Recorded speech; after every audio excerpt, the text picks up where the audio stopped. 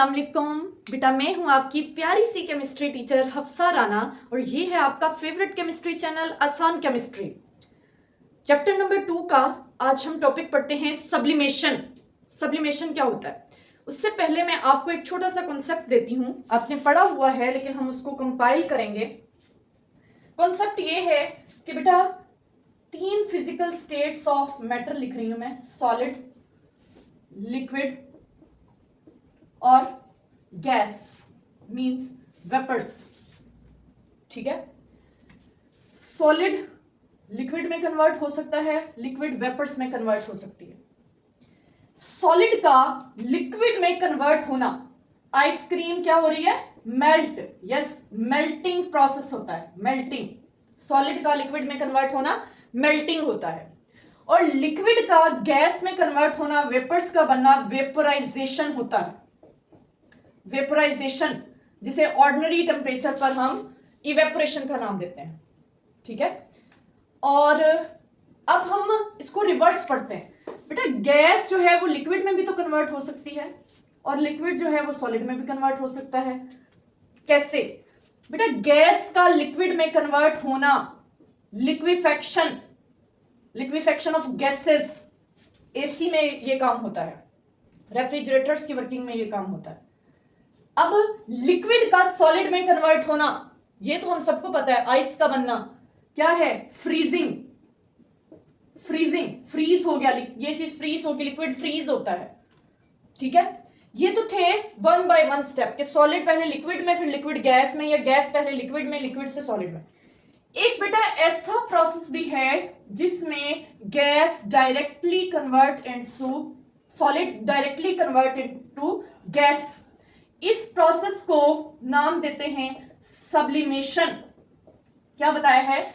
Solid पहले liquid में नहीं जाएगा, directly convert into gaseous state, vapours में कन्वर्ट हो जाएगा सॉलिड। इसी तरह गैस जब डायरेक्टली सॉलिड में कन्वर्ट होती है तो हम उसे कहते हैं कंडेंसेशन। कंडेंसेशन, ठीक है। तो सॉलिड का डायरेक्टली गैस में कन्वर्ट होना सब्लिमेशन, और गैस का डायरेक्टली सॉलिड में कन्वर्ट होना कंडेंसेशन। यही आज हमने टॉपिक पढ़ना है बेटा। यहां पर हम सब्लिमेशन को पढ़ रहे हैं। इट इज फ्रीक्वेंटली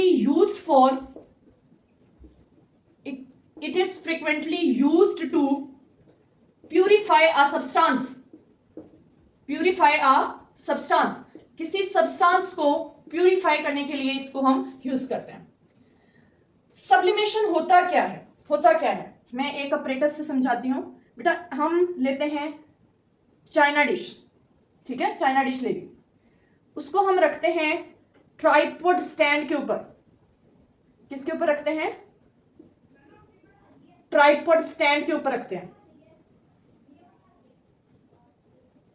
ठीक है, ये ट्राइपॉड स्टैंड, इसकी वजह से 3 लेग्स होती हैं, तो हम इसको 2 शो करवा रहे हैं, पीछे वाली नहीं शो है।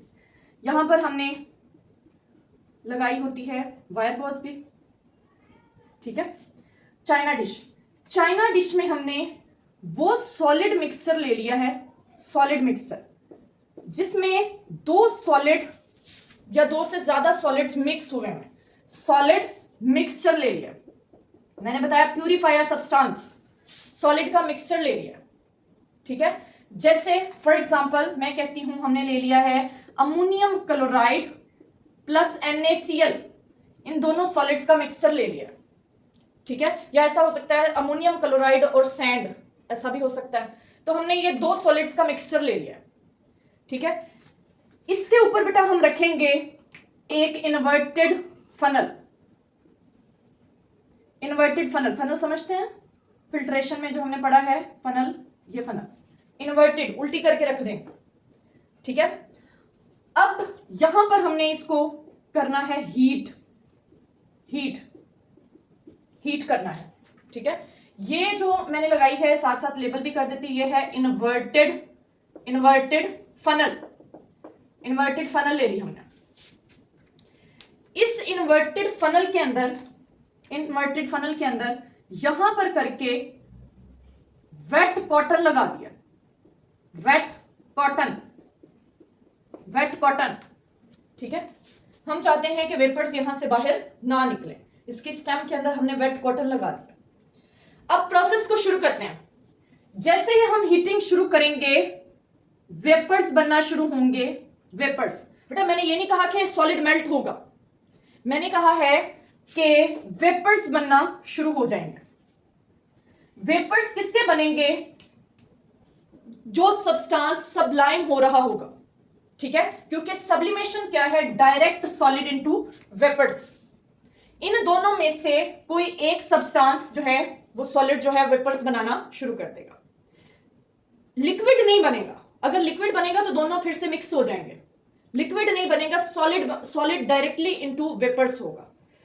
तो मैं इसको साथ साथ डिफाइन कर लूं, the process in which a solid when heated, solid जब उसे हीट किया जाता है, when heated directly vaporizes directly, तो ये उल्टा ना लिख दिया, वो vaporizes directly without passing, liquid नहीं बना, बार बार मैं ये कह रही हूं, without passing through a liquid phase, liquid phase से गुजरे बगैर वेपोराइज हो गया। इतने प्रोसेस को बेटा हम कहते हैं सब्लिमेशन। अब अगला प्रोसेस सुनिएगा। अगला प्रोसेस क्या है कि ये जो हमने वेट कॉटन लगाई हुई है ये किसका काम करेगी? कंडेंसेशन का काम करेगी। कंडेंसेशन करेगी वेपर्स की। वेपर्स हॉट हैं तो ये उनको ठंडा करेगी, कूल करेगी। जब ये इनको कूल करेगी, देखें सॉलिड को हीट करें तो वो वेपर्स में गया सब्लिमेशन। अब वेपर्स को कूल करेंगे तो वो वापस सॉलिड में आएंगे, ठीक है। अब वो वापस सॉलिड में आके नीचे नहीं गिरेंगे, वो क्या करेंगे? वो इस फनल की वॉल के साथ लगना शुरू हो जाएंगे।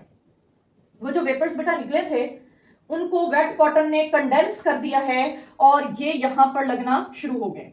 इनको हम नाम देते हैं, ये जो हमने अब जो ये सॉलिड लग रहा है यहां पर, इसको नाम देते हैं सब्लिमेट। और सब्लिमेट के बारे में एक बात बता दूं, ये प्योर सॉलिड है। वो जो मिक्सचर था उसमें से कोई एक सॉलिड निकलकर प्योर फॉर्म में सब्लिमेट हो गया है। सब्लिमेट मींस वॉल्स के साथ चिपकना शुरू हो जाएगा, ठीक है। अब इतने प्रोसेस को हम अब दोबारा लिखते हैं, कंडेंसेशन को। And can be condensed again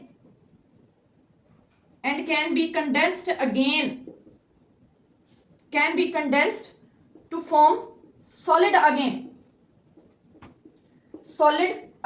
solid बनाने के लिए हमने उसको अगेन कंडेंस कर लिया, ठीक है। क्या हुआ कि वो पहले मिक्सर की शक्ल में था, अब वो प्योर होकर साइडों पर लग गया है। वो जो NaCl है या सैंड थी वो नीचे ही रह जाएगी एज एन इम्प्योरिटी। तो यहां पर जो चीज पड़ी रह जाएगी, अब इसको मैं मेंशन कर दूं, यहां पर जो चीज अब पड़ी रह जाएगी वो क्या होंगी?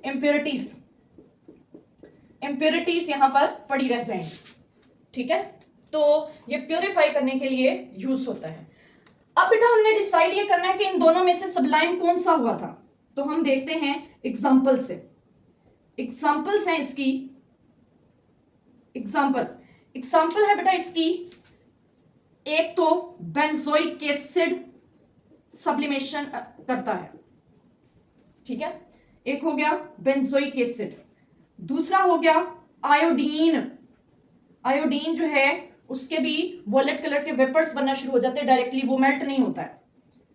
इसके अलावा NH4Cl, यस अब हमें पता चल गया है कि कौन यहां पर सब्लाइम हुआ है, NH4Cl, और कौन एज एन इंप्योरिटी है, NaCl इंप्योरिटी के तौर पर नीचे रह जाएगा। प्योरीफाई कौन हो गया है? NH4Cl। इसके अलावा बेटा नेफ्थलीन, इसके अलावा ऐसा शो करते हैं ड्राई आइस। अब आइस से आपके जहन में क्या आता है? यस वाटर से रिलेटेड आती है, लेकिन ये होता है सॉलिड कार्बन डाइऑक्साइड को कहते हैं, सॉलिड कार्बन डाइऑक्साइड। ठीक है, अब बेटा आपको डेली लाइफ से एक एग्जांपल देती हूँ। फिनाइल की गोलियां आपने सुना होगा, जो गंदम के ड्रम में रखी जाती हैं या बिस्तर में, जो बिस्तर हम अलमारियों में पैक करके रख देते हैं, उन ट्रंक में रख देते हैं, उनमें रखी जाती हैं।